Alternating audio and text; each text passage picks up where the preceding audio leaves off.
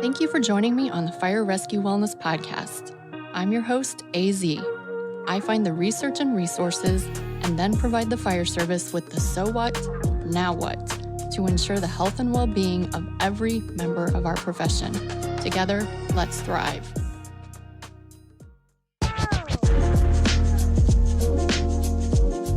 Hey, it's AZ, and it's episode 204 of the Fire Rescue Wellness Podcast, where today we get to hear from my friend Manny Romero, who is the Health and Fitness Coordinator at the Seattle Fire Department. He's been there since 2022.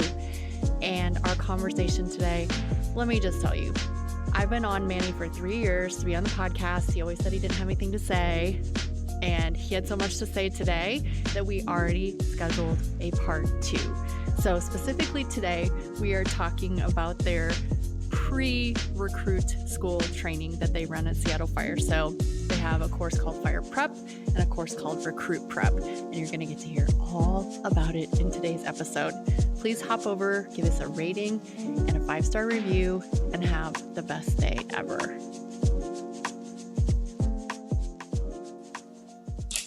Manny Romero, good morning. Good morning, Annette.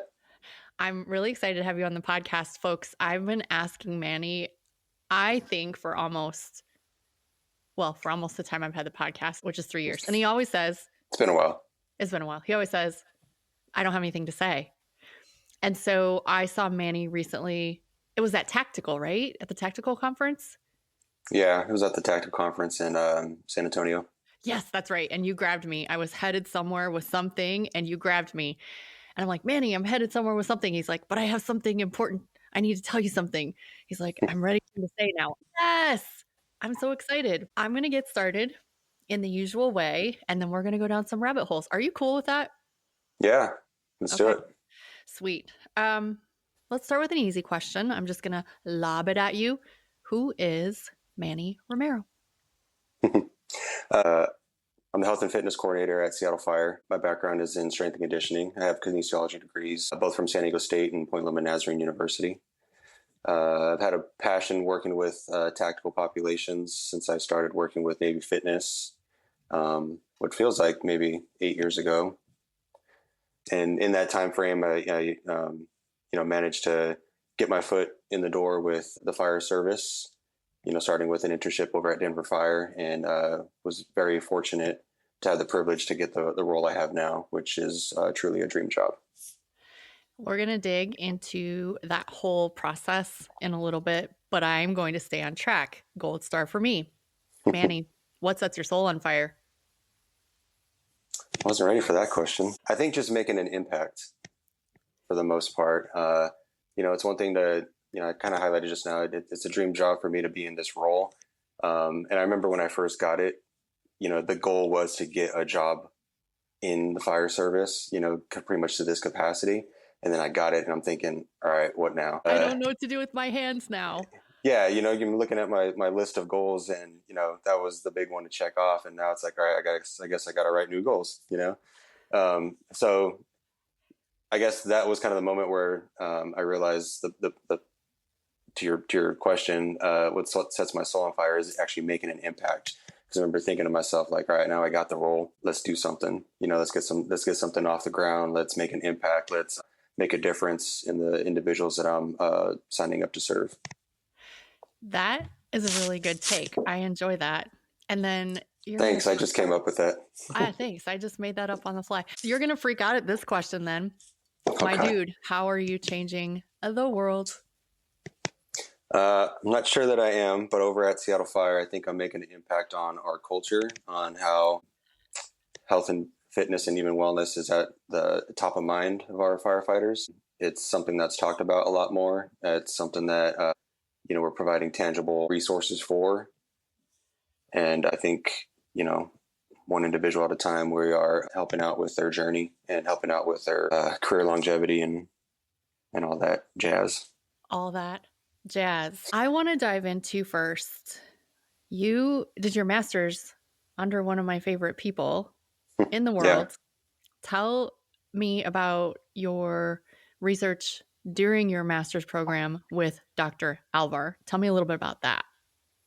Yeah. So a big reason I went to Point Loma Nazarene was the flexibility of being able to kind of like, put a target on what it is you want to study and how you want to get there. It just so happened Alvar was there and happened to be the best possible resource for me to, go down that journey. I had a passion for just human performance for tactical populations, but while I was there, I kind of quickly realized it felt like a professional calling to work for fire and to, maybe even create more of a niche towards fire. And so, I didn't really have like a specific topic that I wanted to, highlight. What's coming to mind right now is like creatine for firefighters, right? Or I don't know, strength training for firefighters. It was just kind of the whole thing, just the whole picture, the big picture, right? And it's how does everything impact their ability to perform? And so there's definitely a lot of weeks and months of just like opening up a lot of different articles and going down a lot of different rabbit holes. And a lot of times it didn't seem like it was very organized. Sometimes my mind just kind of goes and I just, I'm not going to hold it back. I'm just going to start running with it. And, I know there was times where, I was sitting in Dr. Alvar's office saying like, like I need help with this, I need help with that, or I'm not understanding this, understanding that. And it was just kind of all over the place. I can only imagine what it was like for him to sit on the other side of the office desk and just like watch me babble. And I think there was a point where he actually prescribed me a doctor's note to take the week off because I was just going a little wild with it. I thought that was funny.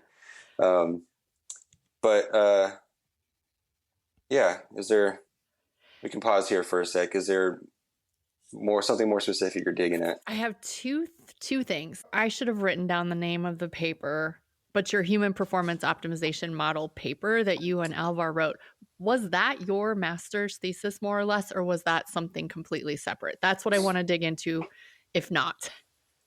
Yeah. So at Point Loma Nazarene, there's you kind of get the option of doing like a capstone or a thesis. And I think there was a third option. It's just the proper term isn't coming to my mind. But I chose to do a capstone, and the capstone ended up becoming an article that I published with was a strength and conditioning journal, I believe. And that was a new model for optimizing firefighter human performance, I believe. I know. I feel really bad. I should have written down the topic.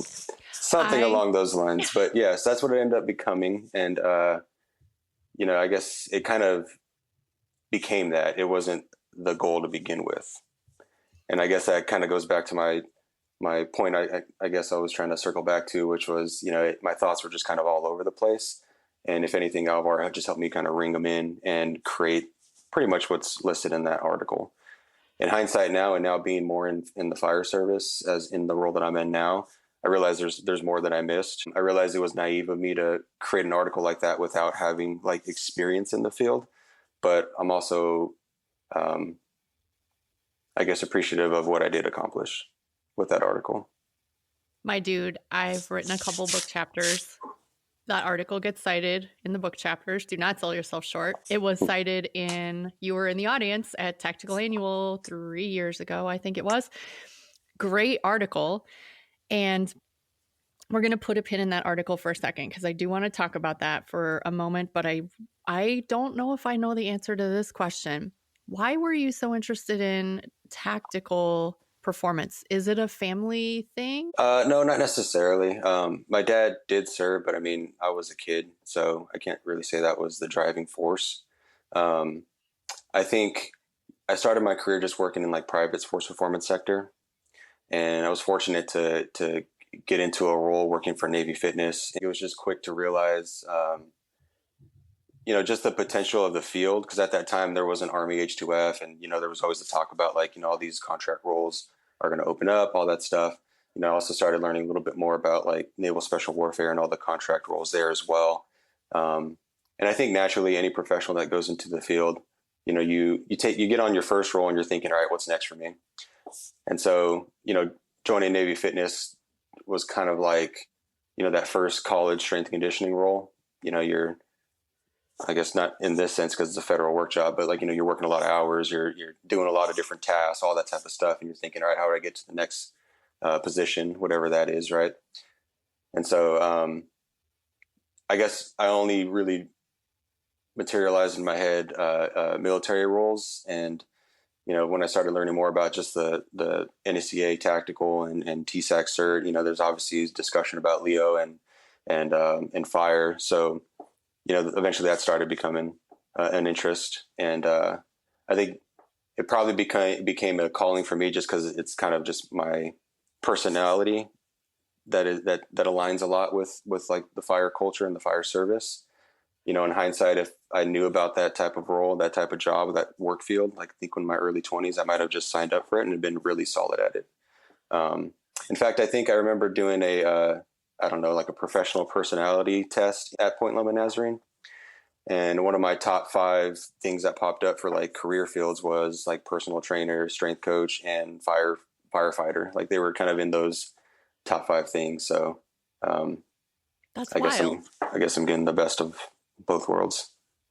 My dude gets to hang out with firefighters and sleep at night. Thumbs up on that. So that paper, I didn't realize it was 8 years old. Is that what I heard you say? That paper was 8 years old? No. I think I mentioned 8 years old, 8 years just because of how long I've been maybe doing tactical. But the paper itself, let's see. I would imagine I published it probably like in 2020. Okay. So when we're going to go with 2020, the link will be in the show notes. You can read the paper, but we're going to go with, we think it's 2020. I'm going to Google it real quick just to be sure. Manny's confirming. In 2020, there were very few fire agencies that were actually running a human performance model, with Denver Fire being one of them, South Metro Fire being another, I imagine, and maybe Fairfax County was up and running in 2020. I can't say that for sure. That's a question mark. So this concept that you wrote about, the human performance optimization model, was like, it's pretty new and novel, but I'm guessing you borrowed it from sport, correct? Yeah, I guess there's elements I pulled from there. I think I might have modeled it a little bit more from just what I knew at Navy Special Warfare. Not saying I was very knowledgeable about what they do. It was just more of a quick Google search and how they kind of model things. And then I think some of it was just kind of maybe putting some dots together. I sometimes have the habit of like figuring out what the world already knows as I'm going down the research rabbit hole. I'm kind of putting all these dots together, and then I have this aha moment, and turns out it's been known for several years. So yeah, I guess that's also collectively how I came across developing the concept. And to be factual, August 21 is when it was published at the Strength and Conditioning Journal, although it was probably developed, obviously a year or two before that. So that's probably why I'm getting my numbers wrong. Okay. It actually was an 80-page document at one point. That was the capstone, and we found a way to condense it. Yeah, because I think it's like maybe 14 or 16 pages now or something like that. It is definitely not 80 pages. It is very readable, my friends, very readable. At the very least, it'll help you fall asleep sooner. This is for the audience. And so if that's the case, I don't take offense to that. That's actually a good thing. It's a good strategy. It's a strategy. So in case, I feel like my listeners are probably somewhat familiar with human performance model because I've talked about pieces of it here and there. But can you sort of in your own words give us some perspective on that model and why it might be important in fire and public safety in general? Yeah. I think ultimately I just kind of conceptualized in my head how do you optimize human performance for the firefighter? I guess I was kind of looking for a textbook definition of human performance optimization. And there were some differing opinions on that, but it wasn't like something you're going to find in the Webster Dictionary type of thing. And ultimately I kept coming back to just health, wellness, performance. And you can even sub out performance for like physical fitness, maybe. Maybe it's 4 areas, but I kept coming back to those 3 areas, and I just kind of, just drew out a Venn diagram basically that, just depicted that all 3 of those areas can impact optimizing an individual's ability to perform. My question is for chiefs that might be listening out there who think, why in the world would I ever want to spend money on these types of resources? Can you shed some light on to help them get it? Yeah, I guess when I was developing when I was going through the process of putting together the paper, being able to depict it with the Venn diagram was one way for me to just visualize how these areas impact somebody's ability to perform.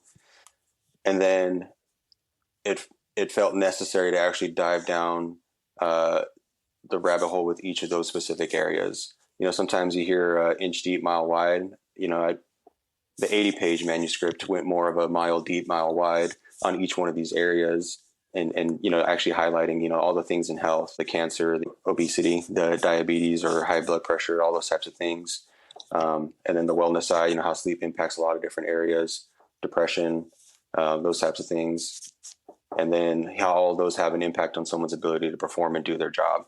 Ultimately, I think it is almost standard protocol for every fire department to have the culture of an individual firefighter wanting to be able to perform, because they are very much aware that their ability to do their job increases survivability for either themselves, the person they're trying to help, or just improves the circumstance of whatever emergency they're responding to, at least in the more critical incidents, right? So I think that's ultimately this natural why a firefighter or a fire department would be interested in really just putting their members in the best possible position to succeed.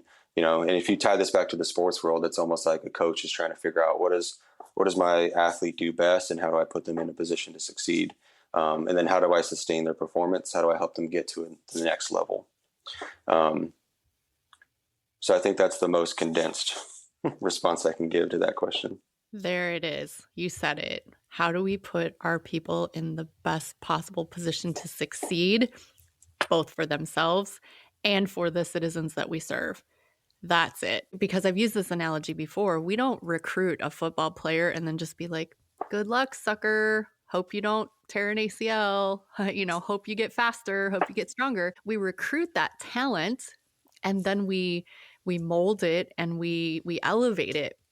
And I think in the fire service, often we think of it like we recruit the talent and then we just expect the talent to blossom on its own. We give the firefighters the hazmat and the EMS and the advanced rope techniques. We give them that. But in order for them, I'll use blossom again as their best possible, with their best possible performance, we have to give them other resources. Nailed it.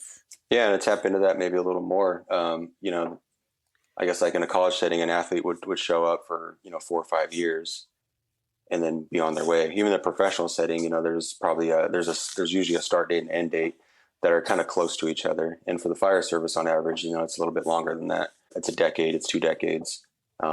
If it's somebody young, it's probably 30 years.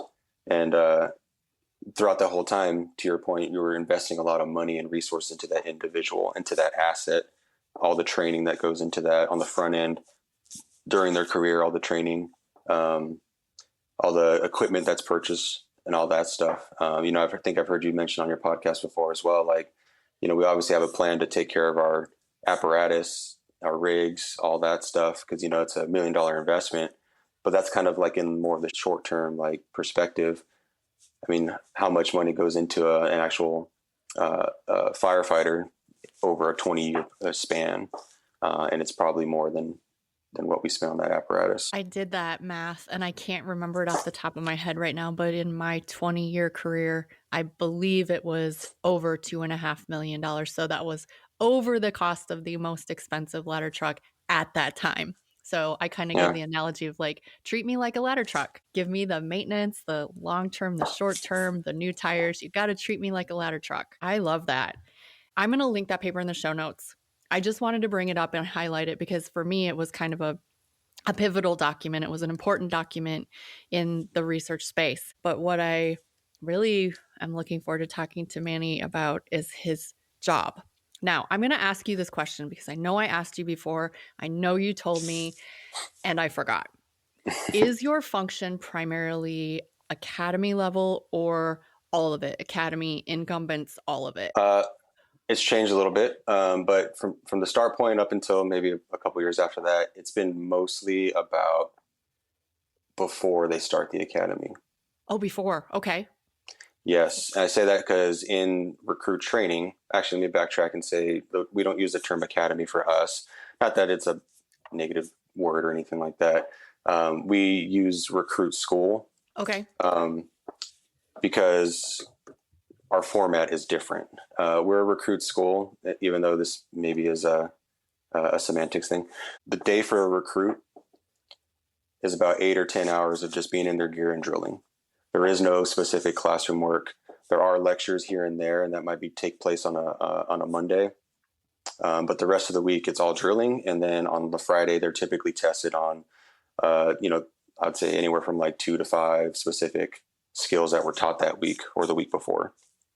But it's consistent drilling, and it's always focusing on both engine and truck related skills. I think in some academies, they might have like a lighter week. And, maybe Annette, you can correct me if I'm wrong. Maybe there's 1 or 2 weeks of like actual like ladder throwing. In our context, you're throwing a ladder through the first 8 weeks, which we call the grind. And there's an expectation of just like constantly being able to work hard at each one of those days. So to circle back to the original question, it's not so much recruit training timeframe that I'm integrated with. And a big part of that reason is there is no like element of physical training, just because we don't have the time in the day. We also don't have like the resource. We do have a gym at our recruit training facility, but it's not really big enough to hold the capacity of, a class of 30. And nowadays we have class sizes of closer to like 50 or 60. And even if you cycled everybody through it, like in groups of 10, it'd take a long time, and our facility isn't big enough for that. I mean, it'd be stretched to its limits. So there isn't really a PT element in our recruit training. It's just all drilling. Okay. Yes. Now tell me about, I think you said it was previous and it's changed, but tell me about, you were responsible for the physical training before they start the recruit school. Dig into that. Tell me more. To start from the top, we have new hire programs, which is the umbrella term that I use to highlight 2 specific programs. One is called Fire Prep. The other is called Recruit Prep. As much as I want to retitle those, I get that it's easy to kind of forget which one is which. But the one titled Recruit Prep is specifically for people who have a conditional offer. They're actually going to be recruits in the next class. And so if you kind of work backwards and think about, if this is the start date for a recruit class, Recruit Prep would take place about 2 months before that. And then you branch out another 2 months from that start time, and that's when Fire Prep would take place. Fire Prep covers individuals who are in our hiring process or maybe thinking about a career with Seattle Fire. So in a way, it's like an explorer program, but both programs are kind of treated the same way with like the curriculum and the format. The expectation is a little bit higher in the Recruit Prep side. It's a little more saturated. The days are longer. But both programs are intended to pretty much give a candidate a head start and provide some context of what they're about to jump into for our recruit training. Our recruit training can sometimes be explained as a crawl, walk, run, but for somebody who's never done this, which is pretty much the majority of our candidates, it's going to feel more of like a sprint, bullet speed, light speed, like type of pace. And so the underlying context of having these new hire programs on the front end is to kind of flatten that speed or that learning curve, and to kind of give them just a head start on some of the skill related work. We also want to provide some context so that way when we're providing health and fitness resources, the candidate has the ability to connect the dots. It's one thing to say you should do squats to improve leg strength, and it's another to put an SCBA on your back, hose bundle on your shoulder, go up a flight of stairs a few times, and then go up and start doing some work, right? So to get back to the programs, starting with Fire Prep, that would be like if I'm looking at this the perspective of a candidate going through maybe both of these programs before they start recruit training. Fire prep would be the first one that they would do with us if they have the capacity to do. Both of these programs take into account that we're not paying the individual, so nothing's mandatory. The sessions aren't necessarily mandatory. We do have some policies around it. And nothing we provide them, we can force them to review or study or do. It's just more of a, here's everything you need to know, or here's a head start. I'm just going to hope you really take advantage of this opportunity in this time frame to develop yourself and to review all this stuff. So when you start day one, that learning curve isn't, climbing a very steep mountain. So fire prep on the, would be the first program that somebody would start. And going off of the timeline, it might be a candidate who has already applied. Maybe they have an interview in a couple weeks, but they're in the middle of fire prep. So, somebody that doesn't have a conditional offer from us just yet. And so the context of fire prep is really to bring people in on Saturday sessions. So we see them once a week. Saturday sessions, about 7-8 hours, to get context of why they need to train a certain way. So the real takeaway for fire prep, at least, is physical fitness. We want the candidate to come in on our first day and do a fitness assessment. We'll issue them gear, which is, I think, unique to our programs, is that we have a lot of old bunker gear that we issue to individuals. So they get to go home with a coat and bunker pants, boots. And the following 6 Saturdays, they'll show up and do hands-on skills training with us. Although we emphasize, what we're teaching in the skills training part, it's really there to provide context when the fitness side is discussed. And we find that for an adult learner, that's kind of maybe the best way to kind of connect the dots, right? It's one thing to say like, hey, you need lower body strength because you're going to go up a flight of stairs with a hose bundle, a 60-pound hose bundle on your shoulder. And to actually like do it and feel it, I think that's when you see the dots kind of connecting for an individual. So the emphasis in the fire prep timeframe is more about the fitness side, and we provide a training program using Team Builder. We do a fitness assessment where we use force plates. We use some of the gear we have just laying around and just do like a yo-yo test, that type of stuff. And the assessment itself, I think, gives a lot of tangible results on specific areas of fitness for the candidate. And we have some benchmarks that we just recommend that they hit. And then when they show up, and then we give them a set of gear to take home. And then they obviously show up the following Saturdays with that gear, and they get hands-on skills training. For the skills training part, we don't really go beyond power tools, ladders, and some fundamental hose movement philosophy that we have. For folks that are maybe unfamiliar, we use nozzle forward, like hose management techniques. Those were developed by Lieutenant Aaron Fields, who was a former Seattle firefighter. And it's really, in a nutshell, a form of hose movement methods that are efficient and most impactful from like a time-saving standpoint. And I'm going to apologize for any nozzle forward instructor if I butchered that or got that wrong. But I guess for the purpose of this podcast, I think that's maybe the best way to summarize that. And so some of those techniques are just, maybe just a little unfamiliar. Obviously, nobody comes into the fire service knowing what those are right off the bat. So those are all basic skills for individuals to learn. So there is an advantage of just the candidate learning some of these basic skills, but the main intent of showing these skills and the way we do things at Seattle is to provide context on how to train from a physical fitness standpoint. Throughout the fire prep program, we also provide the resource of a fire prep coach. And what the fire prep coach is actually someone who's TSAC certified, is a firefighter for us. And for the most part, the majority of my cadre, for like I'll just say the pure fitness standpoint, they have degrees in exercise science. They have working experience as either a personal trainer or a strength coach of some capacity. And so they're there to help support, maybe small groups within the fire prep cohort to answer questions and to maybe modify training programs that we push out on Team Builder and, really just kind of help that individual candidate. I guess I should say support the individual candidate. It is very much the candidate they're going to get what they put in to that program. We're not going to hunt them down and really hold their hand in the process. But we're providing all the resources that, we want to provide from a mentorship standpoint and for educational standpoint. That is ultimately the most condensed definition I can give you of that program. There's a lot of, it's saturated with a lot of value. You are on a roll, and I don't want to take you off the roll, but I do want to clarify a couple of things. So this is unpaid. That was heard loud and clear. I'm assuming you just get some sort of a waiver consent form like, hey, if I fall off a ladder during fire prep, that's not on Seattle Fire. Yeah, that's correct. Part of the registration process includes a signed waiver. Okay. And is there a cost to the participants that are participating in fire prep?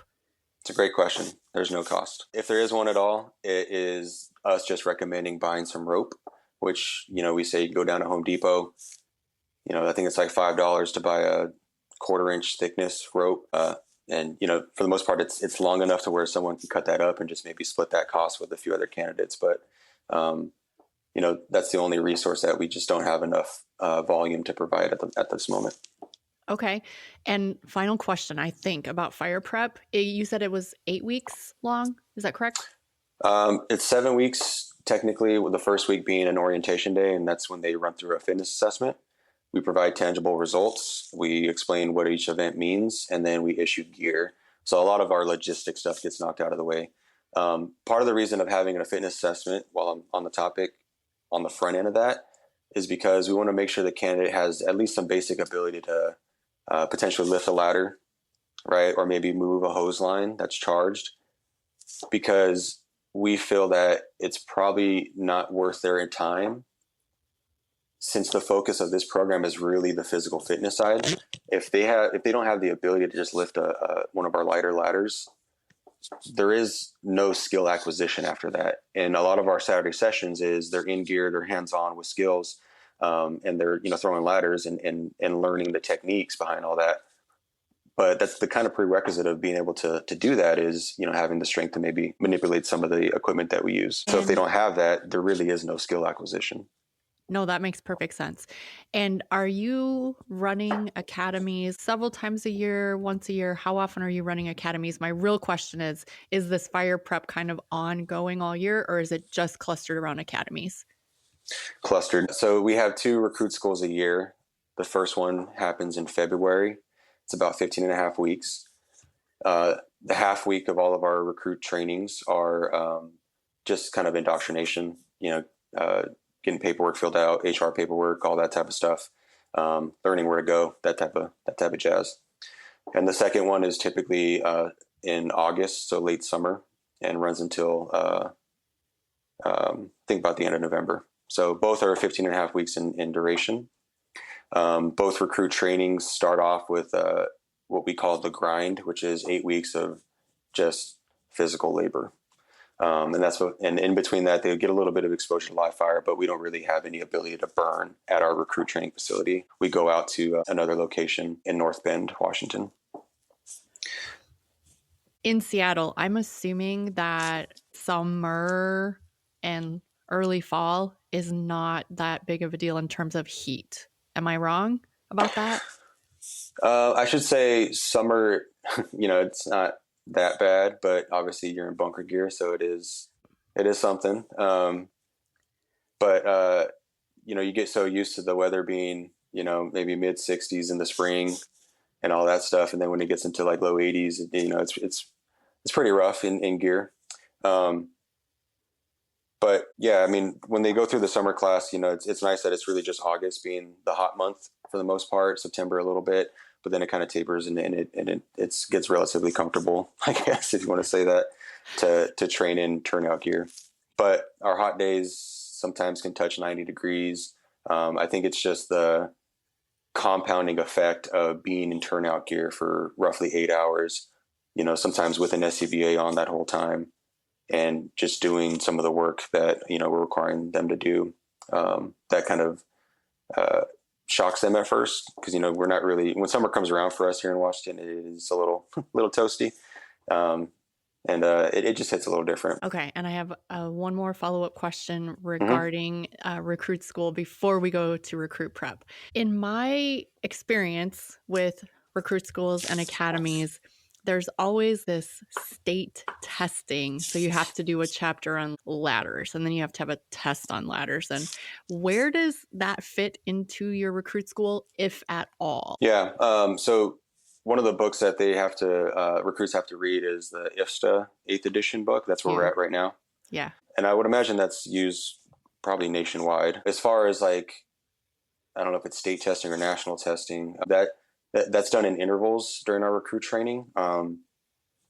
We focus our recruit training a lot on just like the Seattle way of doing things. And a lot of it, kind of ties into some of that state testing. And, they'll do that around week 8 in recruit training, which is sometimes dubbed as the midterm week. Maybe it's week 9. And so that's when they'll actually do some of that like state level testing to get their firefighter 1. Makes sense. Okay. Anything else I should know about recruit training before we go back to recruit prep? Nothing that comes to mind right now, but if during our conversation, if it pops up, I'll circle back to it. They've gone through their 7 weeks of fire prep, which you beautifully explained. They're not working out with you. They're getting their team builder programs, and they're understanding why it's important to do those team builder programs, because they're seeing firsthand what it feels like to carry the hose, to move the hose. Now it's time for recruit prep. Tell me more. Yeah, let me circle back and say what's nice about the fire prep side is that it gets them a head start on the physical fitness prep, because in the past we didn't always have this program, right? And sometimes we'd see recruit candidates kind of showing up to recruit training just not where they need to be. We try to communicate this, but our recruit training is not where physical fitness is developed. We don't necessarily have a PT segment in our recruit training. So that's not the time to develop fitness. You got to show up ready to go. So to circle back on recruit prep, that is a 8-week program. The first 4 weeks is just all online. The online segment is a head start on how to tie knots, reading what we use the IFSTA book, and then reading our own internal book, which is called the Seattle Basic Skills Manual, or BSM for short. And we also still provide a training program through Team Builder. So we're still kind of saying you need to work on physical fitness, and here's some pre-study material that you should be loading up on right now. It's the knots that you can 100% control, your ability to learn that. There's videos to support it, the assigned readings, and then sometimes I'll dish out other little things like written instruction on how to do a back squat, how to do a deadlift, written instruction on why load carries are important, sleep, nutrition, that type of jazz. And then we also have some written instruction on here's the starting procedures for a chainsaw. Preload that information before you show up and do some of the skill work with us. What's unique about recruit prep is that we actually bring on a dietitian as well to educate on the fueling requirements for recruit training. 4 topics that we highlight with that. One just being kind of like nutrition 101, but specific to fire. Fueling for performance, hydration, and supplements. And recovery's in there as well. So one of those sessions is done virtually, and that's during that first 4 weeks of recruit prep. And then this is where I'll segment into our back half of recruit prep. We have 4 Saturday sessions that are in person. Again, this is not a mandatory program. This is not, we're not paying these individuals. So a lot of things that we provide, we can't tell them, we can't force them to do. We just strongly encourage that they do all this stuff. And so when we get into the back half of recruit prep, we have 4 Saturday sessions. The morning always starts off with about an hour with a dietitian that we use. And so that 1 hour time frame, they'll cover one of those topics that I just kind of highlighted. And then the remaining, I would say the remaining 9 hours is going to be molded to replicate what their day in recruit training is going to feel like and look like.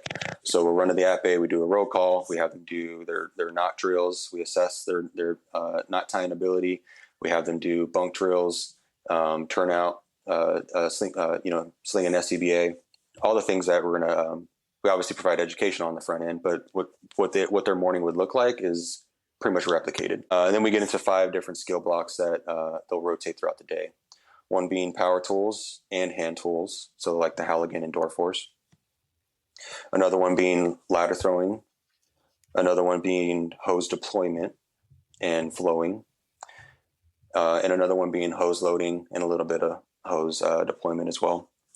And then the last one being all turnout manipulation, SCBA manipulation, down firefighter drags, cover from standby, just getting familiar with some of their equipment. And, we have a teaching progression from weeks 1 to week 4 for each one of those. So, we kind of just try to follow that schedule, with some deviance here and there for just depending on the candidate. We try to meet them where they're at. The entirety of Recruit Prep, we still provide the fitness program through Team Builder. So that's still happening.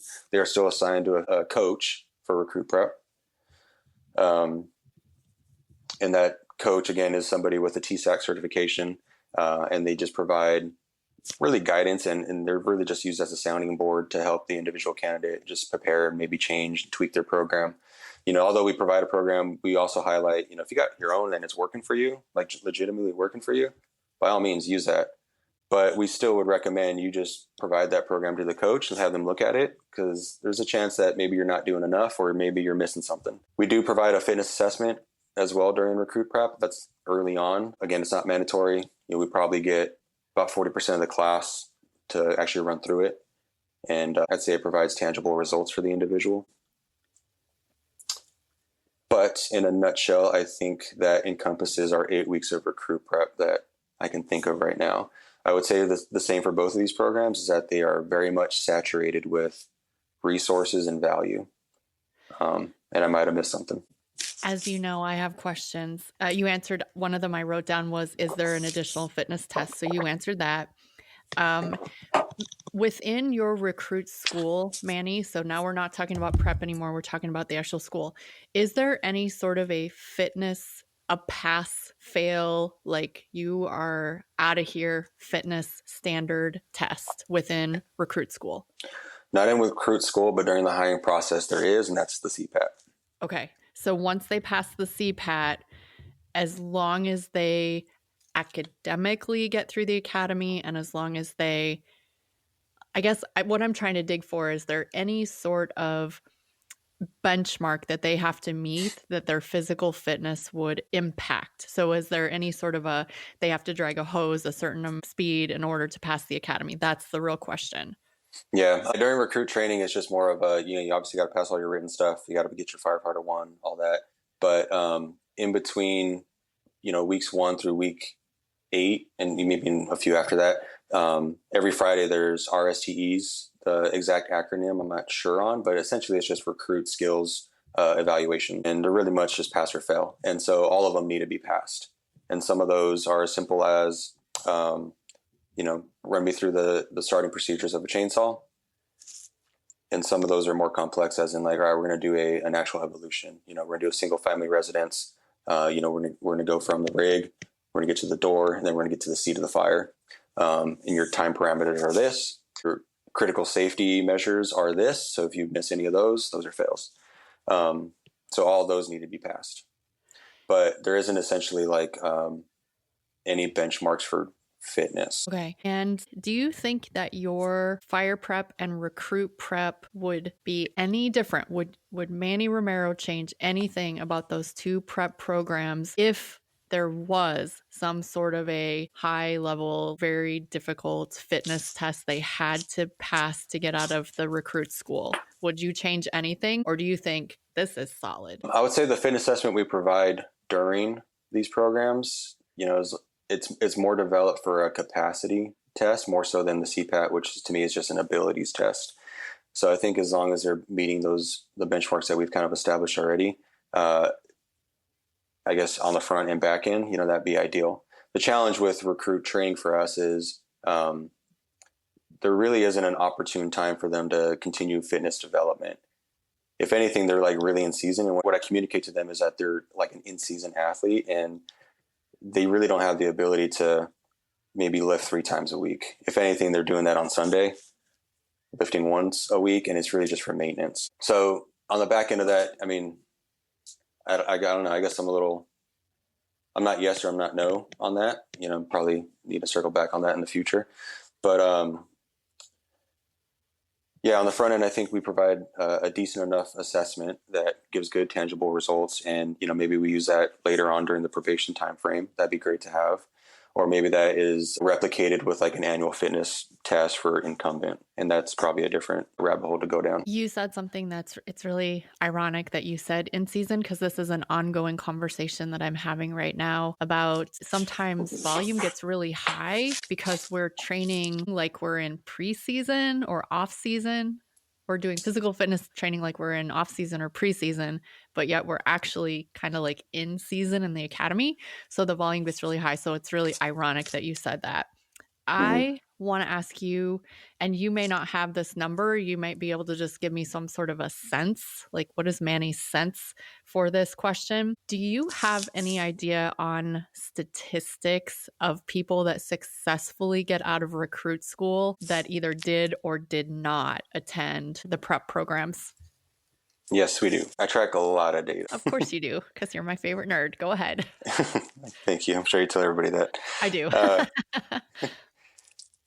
Yeah. So what I quickly found with the data is that sometimes it gets just a little confusing to talk about because it's a lot of if and then. If they did this but didn't do that, all that stuff. But yes. To simplify this and to circle back to your question the most, I'm looking at some of it right now. There's a very small sample size of candidates that didn't do fire prep and didn't do recruit prep.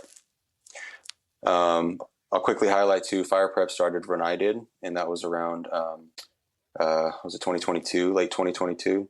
So it's relatively new. Sorry, recruit prep has always been around. Seattle Fire, although it drastically got revamped when I got brought on, and we kind of changed a few things, as in a lot of things.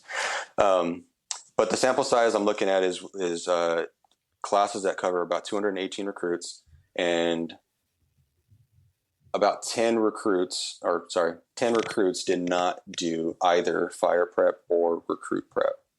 And again, this is a small sample size, but I think this is still relatively telling. And out of that sample size, we only had one candidate actually pass recruit training. Damn. And I think that does support the mission of these programs, which is really to obviously provide context for the individual candidate, for an adult learner, so that way they know exactly what they're walking into, and also to help kind of flatten the learning curve of when they get into recruit training. So when we're in our registration processes for both of these programs, necessarily provide the detailed data, but we highly encourage that, you're signing up for this program because it is making an impact on their ability to just be prepared and to start day one. And almost every recruit class that I've seen a candidate that, never did any of these programs, it's like very telling that they're the individual that didn't do any of these programs. So yeah, had something else that I was going to highlight, but it just floated away. If it comes back, I'll circle back on it. Because we always like to be transparent and fair in our data, I will then also ask you, of those 218 people, so it looks like 9 out of 218 people that didn't attend any of the prep courses did not pass. How many of the 218 that did attend prep courses did not pass? Do you have that information too? Yeah, and that kind of reminded me, I think, what I wanted to highlight, so it's a good segue. Yeah, so looking at the people that did the program for, our in-person and online, it's relatively around like 60-65%, which is pretty much on par with our success rate of recruit training. What I'll pause there for a second highlight is I think Seattle does a phenomenal job of having a standard and upholding a standard for candidates that go through. So I think across the nation, departments are, experiencing a challenge with their attrition rates and whatnot. And, we're right there with them as well. But, we typically feel good about, who we're putting down to operations. Sometimes we get candidates that come back again and are successful second time around.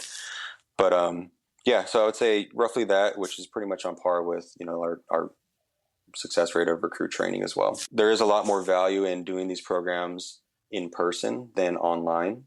And that's something that we always highlight. But, something to keep in mind is if you're a department offering these programs, you're going to hire candidates that are out of state from time to time, or, just live a little bit further than, the local candidate. So they might not always have the opportunity to show up and do these in-person sessions. So we made sure that we provided an online format as well. And so, it took some work to get some skill training videos done. So what we say, we're doing a session where we're just teaching how to throw a 24-foot ladder.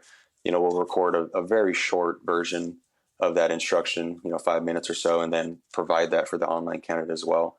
And that's also provided for the in-person candidate, just to have for context when they circle back to during the week, what was covered that week, and to reinforce learning. Let's circle back, because this is the part I wanted to highlight as well, that I forgot the first time. So with that too, we're of the individuals we sometimes do separate. It's not necessarily because they don't have the ability to start a chainsaw or pick up a ladder or deploy a hose, which in the past that sometimes was the case. You have a class of 50 individuals, and maybe there's 5 or 10 that don't meet that basic benchmark, and we unfortunately have to let go of the individual. For the most part, our main reason of losing candidates is due to performance, and that has more to do with just putting individual skills together. So another way to phrase it, just when they actually do their evolutions, sometimes they're missing a safety step, and other procedurals that they sometimes miss, and that ends up being deemed as a fail for the actual skill assessment. So I highlight that too, because these programs focus more on just the basic skills. Another way to think about these programs is, if you're taking somebody who's never played basketball before at all, in this time frame that we get with them before they start recruit training, we're just showing them how to dribble, how to pass, and maybe shoot at the free throw. And then when they get into recruit training, they're going to learn those again, because they're going to teach them like they've never done any of this before. They're going to teach them those skills, and then they're going to teach them how to dribble and move, how to play offense, and then how to play defense, and all the concepts that go with that, and maybe shoot at the 3-point line. Again, this just ties back into, the underlying goal of these programs, which is really just to kind of flatten the learning curve. So we're hoping that, them learning those fundamentals gives them a platform to kind of grow a little bit more and develop as a firefighter when they get into our recruit training. Genius. Absolutely genius. So, Manny, as you know, as I know, firefighter attention spans are not super long. And so I want to start winding down on this great conversation. Before I forget to ask you, is it okay if I put your contact information in the show notes? Is that okay? Yes, that's okay. Is there a point we should have gone over? Is there something I should have asked you where I just screwed the pooch and forgot? Is there something else that we need to talk about regarding what you're doing? I almost feel like we're going to, in 6 months, we're going to need a part 2, because I want to hear the rest of the story, because I know you do other stuff. Factual, correct? And you took the words out of my mouth. I think there might need to be a part 2, maybe part 3. There's probably a lot more to talk about. Oh my God, it took me 3 years to get you on, and now you're volunteering for a second part. I'm so excited. All right, but for wrapping up today, do you think there's any crucial conversation that we need to add?